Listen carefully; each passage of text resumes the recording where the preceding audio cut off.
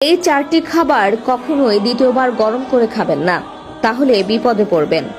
দ্বিতীয়বার গরম করলে এই চারটি খাবার বিষে পরিণত হয়, যা একসময় আপনাকে মৃত্যুর দিকে ঠেলে দেবে।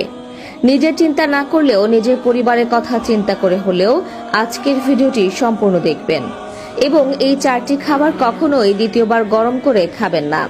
প্রিয় দর্শক, সতর্কতার জন্য আজকের এই ভিডিওটি অবশ্যই শেয়ার করে দেবেন। হয়তো আপনার একটি শেয়ারে একটি পরিবার বেঁচে যেতে পারে বড় ধরনের মৃত্যুর ঝুঁকি থেকে।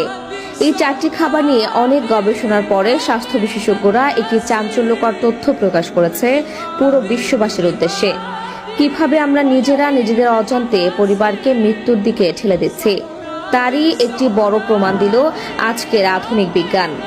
প্রিয় দর্শক, আমরা যারা সুস্থ আছে তারা অবশ্যই একবার আল্লাহর শুকরিয়া আদায় করে কমেন্টে আলহামদুলিল্লাহ লিখে যাবেন, কারণ সুস্থতা আল্লাহ তাআলার সবথেকে বড় নিয়ামত। সুস্থতার মূল্য কত সেটা জানতে হলে আপনাকে যেতে হবে হাসপাতালে। সেখানে দেখবেন মানুষ বাঁচার জন্য কত কিছুই না করে। তো চলুন বেশি কথা না বাড়িয়ে জেনে নেই কোন চারটি খাবার দ্বিতীয়বার গরম করে খাওয়া উচিত নয়। সেই তালিকার 1 নম্বরে যে খাবারের কথা বলবো সেটি আমাদের খাদ্য তালিকায় প্রতিদিন সবাই খেয়ে থাকি, কিন্তু সাবধান, এই ভুলটি করা যাবে না, তাহলে আপনার জীবনের সবথেকে বড় ঝুঁকিতে পড়বেন। 1 নম্বরে রয়েছে ডিম। এটি এতটাই সহজলভ্য যে একে বলা হয় গরিবের প্রোটিন। ব্যাচেলররা তো দিন আনি দিন খাই কথাটাকে পাল্টে ডিম আনি ডিম খাইতে পরিণত করেছে। প্রোটিনের পাওয়ার হাউস। ডিম অত্যধিক তাপমাত্রায় পুনরায় গরম করলে বিষক্রিয়ার সৃষ্টি হতে পারে, কেননা পুষ্টি উপাদান নষ্ট হয়ে তা বিষে রূপান্তরিত হয়। এই তালিকায় 2 নম্বরে রয়েছে রান্না করা তেল। প্রিয় দর্শক, তেল দিয়ে কোনো কিছু ভাজার পরে সেই তেল আমরা অনেকেই রেখে দেই পরবর্তীতে রান্নার জন্য, কিন্তু এখানেই আমরা সব থেকে বড় ভুলটা করে থাকি।